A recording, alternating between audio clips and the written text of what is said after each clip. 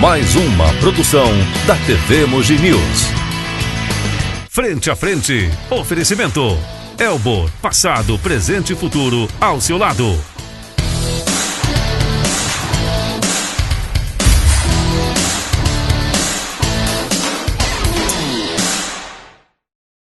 Olá, seja bem-vindo ao programa Frente a Frente aqui na TV Mogi News. Hoje, meu entrevistado especial é Eduardo Lira. Ele é jornalista, escritor, que aos 23 anos de idade conseguiu sucumbir a uma favela. É verdade, ele nasceu, morou na favela, mas conseguiu mudar a vida dele, a história de vida fez com que ele lançasse um livro, lançou já o segundo e está trazendo agora para você um pouquinho da história de um jovem que é politizado. É verdade. A gente fala muito assim, o jovem hoje está meio fora do mundo. Esse não, está dentro do mundo, não é, Eduardo? Prazer tê-lo aqui.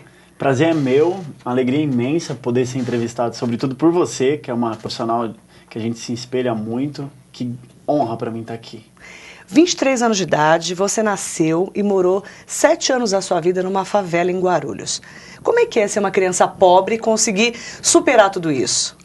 Estudar, principalmente, né? Que eu acho que é o caminho da educação, é o caminho que a gente consegue sair, né, desse marasmo que é, infelizmente, né, a vida de muitas pessoas que não conseguem estudar. Como é que foi nascer e crescer numa favela? Bom, foi bastante difícil, na verdade, até porque você vive privado de muitas coisas que você vê na televisão, vê as outras crianças tendo e você não consegue usufruir dessas coisas.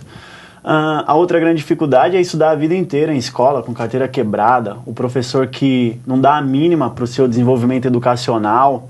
E o que é mais difícil é, especialmente, você passar a sua vida inteira na escola e o professor olhar para você sempre com um olhar de descrédito.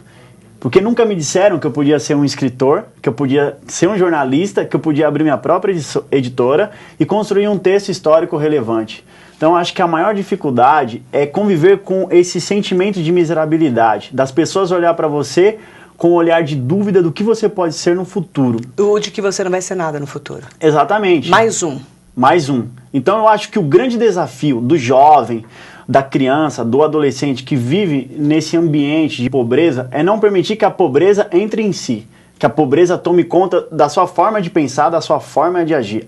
O meu grande diferencial é que realmente eu passei a minha infância na favela, convivendo com crianças pobres, num estado de vida de pobreza, sem muita possibilidade de avanço. Mas eu nunca permiti que essa miserabilidade, que essa realidade de vida entrasse em mim. Nunca me apoderei de nada que era de alguém. Eu sempre acreditei que eu podia avançar, que podia melhorar. Quem que te ajudou a ter essa autoestima? Porque a criança da favela geralmente não tem essa autoestima que você tem. Quem te ajudou? Foi sua mãe, seu pai? Quem que foi seu salva-vidas nesse caso? A minha mãe foi meu salva-vidas. Minha mãe falava assim, filha, você vai estudar para ser alguém na vida. Eu acreditei e tô aqui. Quem te salvou? Eu me lembro que pela primeira vez, quando eu disse que não ia mais estudar, minha mãe caiu no choro e disse, filho, você pode ir muito mais, você pode ir além, não importa o nosso histórico de pobreza. Se você quiser, filho, você avança. O grande diferencial na minha vida provavelmente tenha sido o amor recebido pelos meus pais.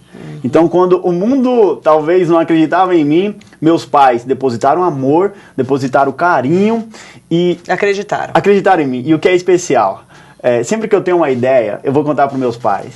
E meu pai, ele vibra, minha mãe vibra. E eles falam, filho, vai dar certo, aposta, acredita, vai dar certo. Então... eles despejaram muita confiança, eles acreditaram muito em mim. Você tem irmãos? Não, sou filho único. Então eles depositaram todas as esperanças em você. E eles não estudaram? Limitadamente. Até 8ª série? 7ª, 8ª série, acho que meu pai tem a 8ª, minha mãe é 5ª. Mas aí depositaram em você? Depositaram em mim. Você saiu da favela com 7 anos e foi parar em Poá, foi isso? Exato. Morei até os 7 anos na favela de Guarulhos, no Jardim Cumbica, depois eu vim morar em Poá. Como é que foi essa história em Poá? Melhorou a vida? Melhorou, porque eu morava no barraco e depois fui morar numa casa de bloco. Poxa, de bloco já estava evoluído, né? Bastante. Já estava evoluindo. Aí, como é que foi essa melhora de vida para sua vida no dia a dia? Assim, você começou a estudar melhor? Como é que foi esse crescimento até chegar nesse cara que falou, eu vou fazer jornalismo? Na verdade, as coisas foram acontecendo comigo. Primeiro eu me apaixonei por futebol. Só que era muito perna de pau. Você era ruim? Muito ruim. Caído? Muito. Horrível. Daí eu fui falar pro meu pai, eu quero ser jogador de futebol. Aí meu pai me levou pra treinar. E o treinador falou, pai, seu filho é horrível, ele joga muito ruim. Ele falou, se você quiser ser um jogador, você vai ter que treinar muito. Eu perguntei pra ele, o que eu tenho que fazer? Ele falou, você vai ter que ser o primeiro a chegar no campo e o primeiro a sair. Meu pai me colocou numa escolinha, eu chegava 2 horas antes e saía 2 horas depois. E foi um estado de treinamento intenso. E ali eu tive a primeira lição da minha vida. Que se você se dedicar muitas horas da sua vida, você vai ser o melhor naquilo que você faz. Depois disso eu consegui jogar no Matsubara, que é um time do Paraná. Depois vim para São Paulo, fiquei 3 meses no Palmeiras, depois fui pro Corinthians, fiquei 1 ano. Daí eu percebi que aquilo não era o que eu queria. Que eu queria dar uma contribuição social para a humanidade e ajudar na mudança do mundo. Então eu falei, eu preciso fazer alguma coisa para tentar mudar o mundo. Aí eu falei, vou largar tudo que eu tô fazendo. Você tinha quantos anos quando você cismou de mudar o mundo? 17 anos. Foi quando eu larguei o futebol. Você falou, pô, eu sou perneta, melhorei muito, mas não é isso que eu quero. Não é isso. Você queria mais um intelectual do que o físico. Exato. Nesse momento. Exato. Eu sempre tive muitas ideias e queria colocar em ação, mas não dava pra colocar dentro de campo. Era só 90 minutos. E aí, como é que foi essa mudança? Você estava lá terminando o ensino médio, falou, bom, vou fazer o quê agora? Como foi a decisão de fazer jornalismo? Meu pai sempre sonhou em ser jornalista, muito. Só que a vida impossibilitou que ele tivesse acesso a uma educação de qualidade. Ele falou, filho, você tem jeito de jornalista. Eu falei, por quê, pai? Ele falou, porque você gosta de ouvir a história das pessoas. E eu sempre fui apaixonado, gostava de ficar ouvindo os velhinhos contar suas histórias. E eu sempre ficava vislumbrado com isso. Daí eu falei, tá bom, vou fazer jornalismo. Aí foi aí que tudo mudou na minha vida. O que mudou? Bom, mudou e não mudou, porque no primeiro dia de aula, um dos meus professores pediu para que todos os alunos escrevessem um texto e levassem para ele. Eu fui o primeiro a concluir, coloquei na mesa dele. Ele começou a ler. No meio do caminho ele parou e falou, Eduardo, você tem certeza que você quer ser jornalista? Eu falei, claro que tenho, é o meu sonho. Ele falou, cara, desiste dessa ideia, porque você escreve muito mal, você é muito ruim naquilo que você faz. E realmente eu era muito ruim, porque... Você não tinha estrutura. Não tinha estrutura, não tinha recebido educação de qualidade. Daí, aquilo foi um desabar para mim. Embarquei no trem de estudante até Poá chorando, cheguei em casa e falei, mãe, abandonei, não quero mais estudar. Minha mãe olhou e falou, mas por que, filho? Eu falei, porque o professor disse que eu não tenho condição nenhuma de ser jornalista. Ela disse, filho, vou te contar uma coisa. Eu falei, o quê? Seu professor é um jumento, é um cavalo, é um burro, é um idiota. Olha pra você, que menino bonito, inteligente. Ainda bem que a gente tem mãe. Se não tivesse mãe, você não tivesse chegado onde chegou. Eu também, mesmo caso. A minha mãe salvou minha vida. Mãe salva a gente, salva. Né? Mãe é tudo de bom, né? Como é que é o nome da sua? Maria Goretti. Tá assistindo a gente, né, Maria Goretti? Salvou seu filho, hein? Né? Isso serve de alento para as mães que estão assistindo agora. Não é verdade? Com certeza. A culpa é sua se o seu filho der certo ou der errado. É isso mesmo. Simplesmente, não é? Com certeza. Geralmente é a mãe que dá esse caminho. O apoio é tudo. É tudo na vida. Eu sempre digo que o jovem, o adolescente não precisa de riqueza, não precisa de dinheiro, de grandes universidades. Ele precisa de um pai e uma mãe que acredita nele, que apoia. A tua mãe falou, vai lá e vai fazer. Minha mãe falou, você não vai desistir coisa nenhuma, e ela é muito sanguínea. Se tu falar ela fala bem em cima. Eu falei, não vou. Ela vai, não vou. Ela vai. Eu falei, tá bom, mãe, eu vou. E voltei para a universidade. Passei 3 anos sem construir nada de relevante. No último ano eu entrevistei uma jornalista para o jornal Laboratório da Universidade de Mogi das Cruzes, chamada Eliane Brum. Nessa entrevista, ela conseguiu colocar na minha cabeça que o jornalismo é a melhor profissão do mundo e que eu tinha escolhido a melhor coisa para fazer na minha vida. Daí, daquele dia, eu saí de lá decidido a escrever grandes reportagens, grandes livros e tocar a vida das pessoas através do jornalismo. Então foi ali que a minha vida tomou um norte. Essa mulher... Naquele momento, na entrevista com a Eliane Brum. De onde que ele é? Repórter especial da revista Época, que já ganhou mais de 40 prêmios de jornalismo. Sensacional. Ela mudou sua visão de jornalismo. Mudou minha visão, mudou minha vida. Fez você virar escritora, inclusive. Exatamente. Porque foi lá, eu estava no último ano, Marilei, da universidade, tinha que fazer o trabalho de conclusão de curso. Daí eu decidi que ia escrever um livro e entrevistar as maiores lideranças do país. Depois do intervalo comercial, você vai saber sobre esse livro, Dialogando com Lideranças, e o Eduardo Lira vai contar para você os detalhes de como é que foi a saga de escrever esse livro.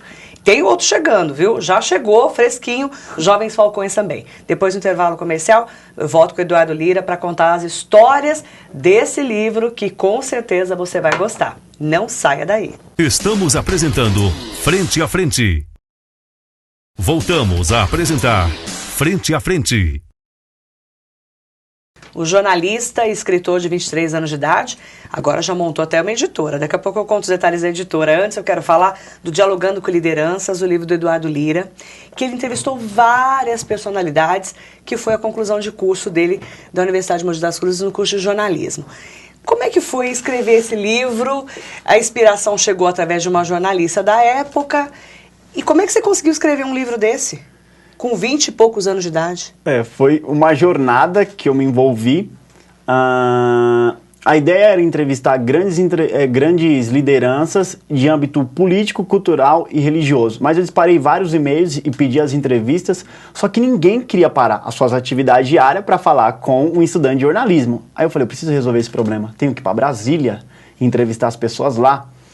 Aí eu cheguei na minha mãe e falei, mãe, eu vou para Brasília, que eu vou entrevistar o Collor de Mello e a Marina Silva. Minha mãe olhou, quase caiu, falou, filho, tá maluco? Porque a primeira dificuldade era ir para Brasília, porque eu tinha que ir de avião. Mas eu trabalhava na prefeitura de Ferraz de Vasconcelos na época, ganhava R$550 por mês, 390 eu deixava na universidade, R$50 eu dava para minha mãe e o demais eu pagava condução para ir para a universidade. Então, o que eu fiz? Eu falei, eu preciso viabilizar a minha ida. Fui no vereador da cidade, falei, vereador, eu tenho um sonho. Cara, ele é demais. Esse sonho vai trepidar o Brasil, acredita em mim. Ele falou, o que eu tenho que fazer? Me paga uma passagem de ida e volta para Brasília, mas eu não quero uma esmola. Quando eu voltar de lá para cá, eu pago com você com trabalho. Eu escrevo matérias e mando para a imprensa durante 3 meses. Ele falou, Eduardo, gostei, boa ideia. Pagou a passagem para mim. A outra dificuldade era dormir em Brasília, porque não tinha onde dormir. Alguém falou, Eduardo, dorme no albergue. Eu falei, no albergue eu não durmo. Fui na sala de aula, falei, galera, vou escrever um livro impactante. Esse livro é demais, inspirador. Só que eu preciso da ajuda de alguém. Quem tem parente em Brasília? Aí a Marli levantou a mão, falou, minha tia mora em Brasília. Eu falei, liga pra ela, fala bem de mim. Fala que se ela tiver filha em casa, não vou dar cantada na filha dela, que eu sou um bom menino. Eu sou bonzinho. Acredita. Ela ligou, a tia dela me recebeu. Cheguei em Brasília, no primeiro dia eu fui direto no gabinete da senadora Marina Silva. Botei um terno, peguei uma pasta emprestada do meu pai e fui. Cheguei lá, falar com a assessora de imprensa dela. Falei, dona Jandira, então, eu sou o Eduardo Lira, que falou com você pelo telefone, eu vim aqui entrevistar a senadora. Ela falou, Eduardo, eu falei pra você não vir, veio porque quis, não vai ter entrevista. Eu falei, você não entendeu, eu vim de lá pra cá sem dinheiro, sem nada, eu tenho que ter essa entrevista. E ela falou, puxa, não vai ter. Eu falei, por quê? A senadora vai pro Acre, volta pra falar com a então ministra Dilma, depois vai falar então com o presidente Lula. E, Eduardo, ela não vai parar pra falar com o estudante. Eu falei, vai, não vai, vai, não vai, vai, não vai. E começamos aquela briga, vai! Ela não vai! Ela falou, cara, quem manda aqui sou eu. Eu falei, você não manda em nada. Você não manda em nada. Eu vou entrevistar ela e ponto final. Eu falei, outra coisa. A senadora tá na sala dela? Falou, tá. Ela tem que passar por essa porta pra ir embora? Ia pular, né? Não vai pular, né? Ela falou, eu falei, então eu não quero mais sua ajuda. Vou sentar aqui. Plantado. E vou ficar esperando. Plantou lá. Durinho. Durinho. Daí deu 15 minutos, a senadora saiu de dentro da sala dela. Marilei, quando ela saiu dentro... Você pulou nela. E falei, para, Marina! Ela olhou com o olho regalado e falou, que isso? Eu falei, o meu nome é Eduardo Lira. Eu tenho 22 anos de idade, saí de São Paulo sem dinheiro e sem nada para te entrevistar e não saio daqui sem a entrevista. Ela fez assim, cara, eu gostei de você. Achou que você era um assaltante dentro do Senado, né? Aí ela viu que era só estudante, ela como uma mulher pobre, isso, né? Exato. Ela nasceu pobre, ela falou, nossa senhora, alguma coisa ele tem de mim. Pelo menos a pobreza, né? Exato. E a audácia, né? Sobretudo. Principalmente a ousadia, né, Eduardo?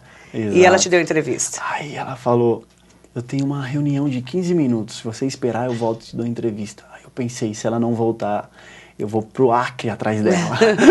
Eu falei, tá bom. Deu 12 minutos, ela voltou pra sala e falou, Eduardo, pensou que eu não ia voltar, né? Vamos pra entrevista, menino. Me deu a entrevista pra mais de meia hora e foi um encontro muito impactante pra mim. Aí, a partir daí, foram acontecendo. Foram acontecendo. A mais difícil foi a Marina, não? Teve uma que foi interessante, que eu fui pro restaurante do Senado, de repente eu encontrei alguns vereadores de Ferraz, o prefeito de Ferraz, eu não tinha almoçado. Ele falava, cara, o que você tá fazendo aqui? Eu falei, ô doutor Jorge, só você tem sonho? Eu também tenho os meus. Eu também tenho os meus. Ele falou, então vamos almoçar. Eu falei, começou a melhorar.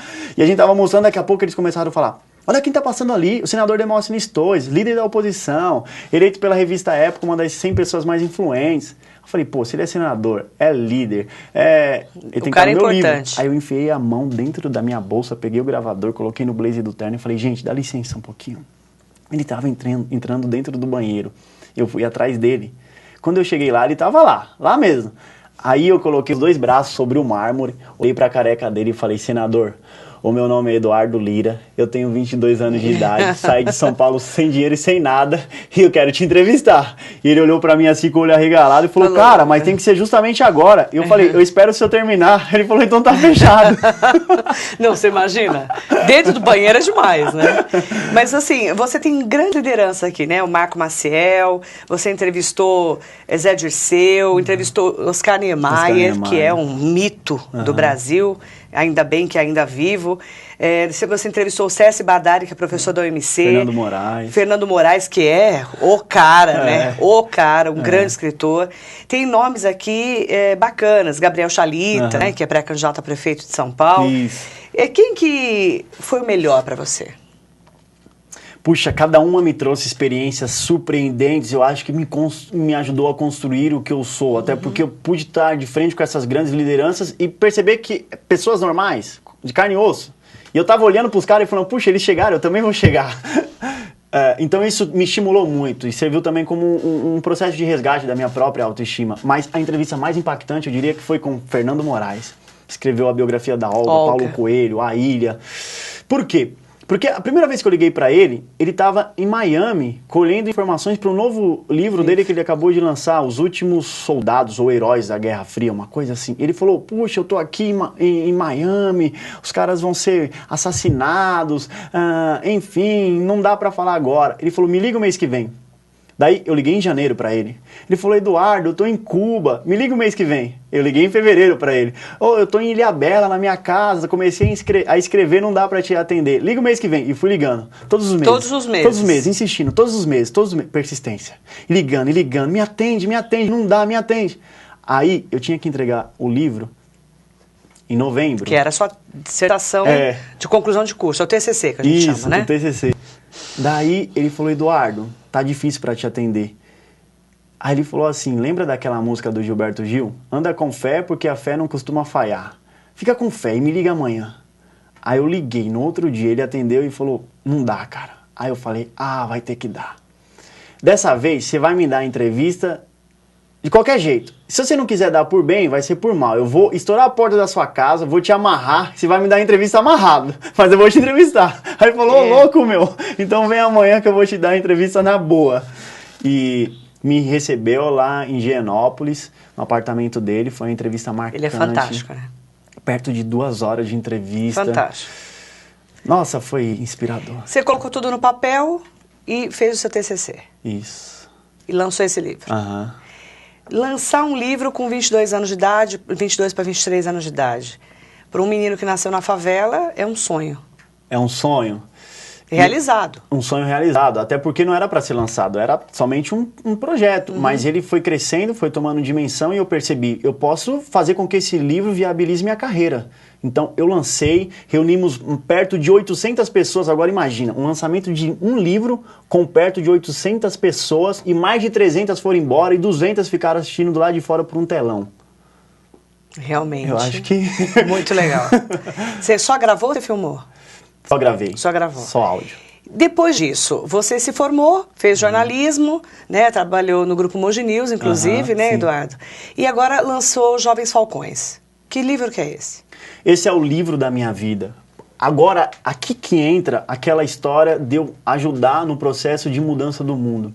Por quê? A juventude brasileira sofre de uma doença gravíssima, Marilei, que é a falta de crédito de si próprio. O jovem desistiu de acreditar em si mesmo. Isso é uma doença seríssima. Tem jovem que não quer tomar banho, jovem não escova os dentes, jovem não quer acordar, ele quer ficar dormindo, se ele pudesse dormir a vida inteira. Pior, entrar na droga. Sim, que é uma grande... Pior ainda, né? Pior ainda, que é um problema maior ainda.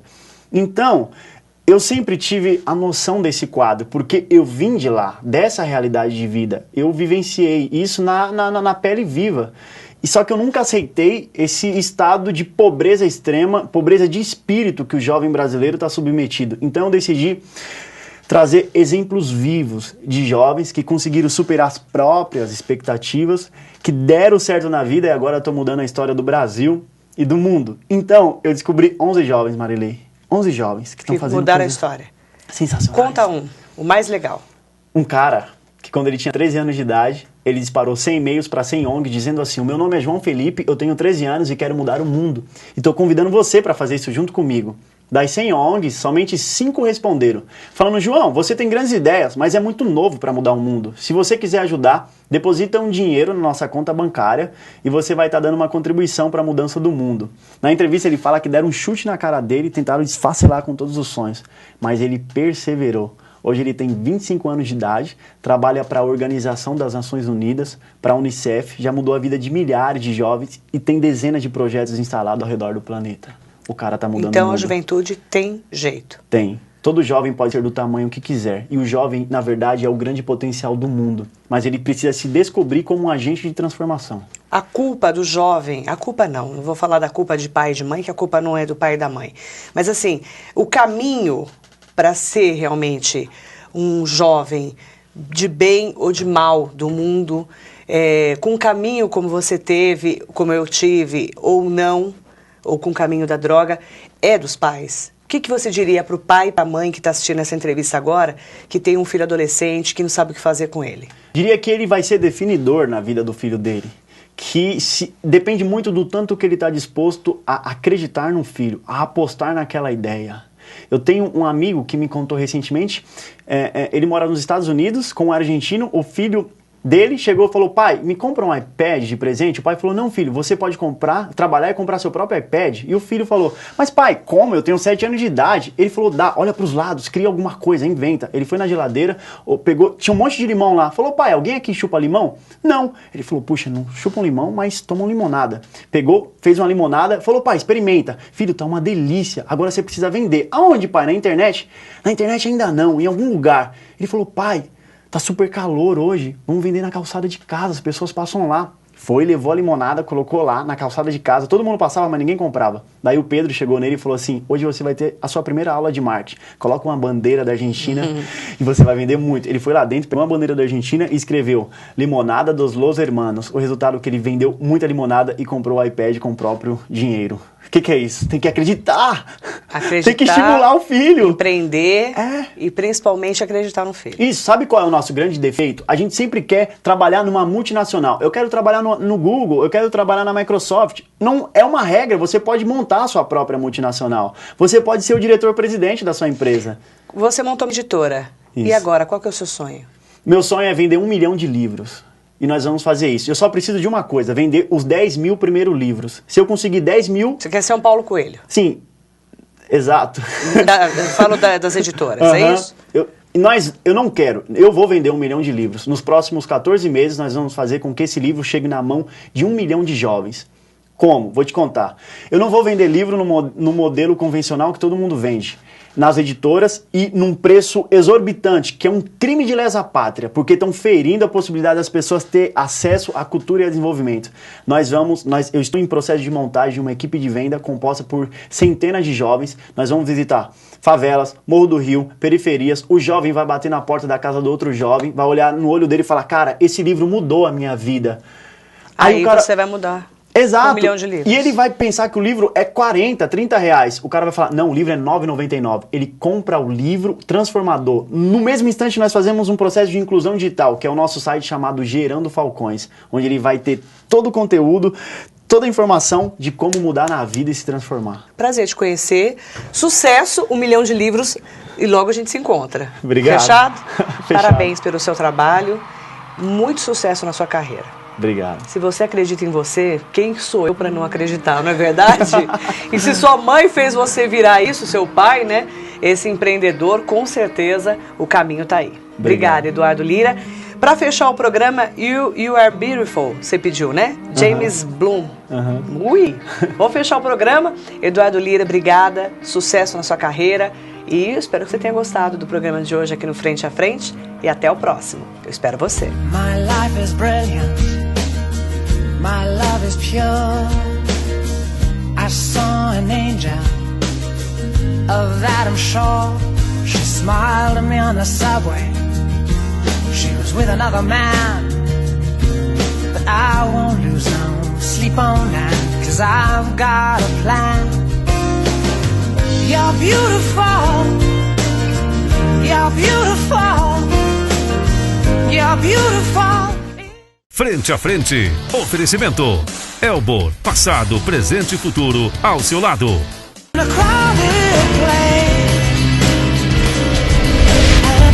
Mais uma produção da TV Mogi News.